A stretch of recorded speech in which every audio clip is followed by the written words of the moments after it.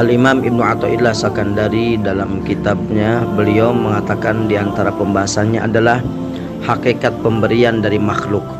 Beliau mengatakan al-'atha minal khalqi hirmanun wal man'u minallahi ihsanun. Pemberian dari makhluk itu suatu kerugian atau suatu penghalang, dan penolakan dari Allah itu suatu pemberian kebaikan dan karunia.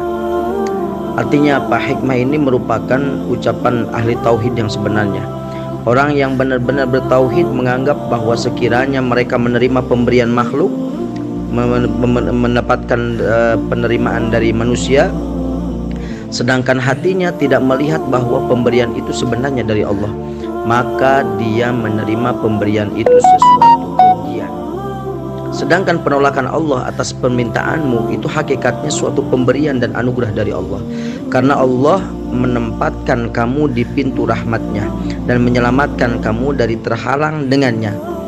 Sayyidina Ali bin Abi Thalib beliau pernah berkata, jangan merasa adanya yang memberikan nikmat kepadamu selain Allah, dan anggaplah segala nikmat yang kamu terima dari selain Allah sebagai kerugian. Artinya bagaimana di antara engkau dengan Allah tidak ada perantara, maka semua nikmat yang kamu terima semata-mata dari Allah. Dan bila terjadi engkau merasa menerima nikmat dari sesama manusia, maka itu sebagai kerugian bagimu. Ini memang kalamnya Sayyidina Ali ya, yang agak berat. Bahkan seorang hakim, seorang ahli hikmah, beliau pernah berkata, menanggung budi kebaikan dari manusia itu lebih berat daripada sabar karena kekurangan atau ketiadaan.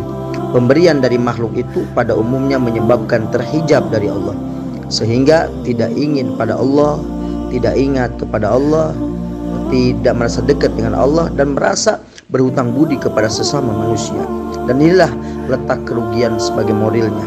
Sebaliknya, penolakan dari Allah yang menyebabkan kita ingat Allah itu berarti suatu karunia, suatu anugerah, suatu nikmat yang begitu besar dari Allah Subhanahu wa ta'ala.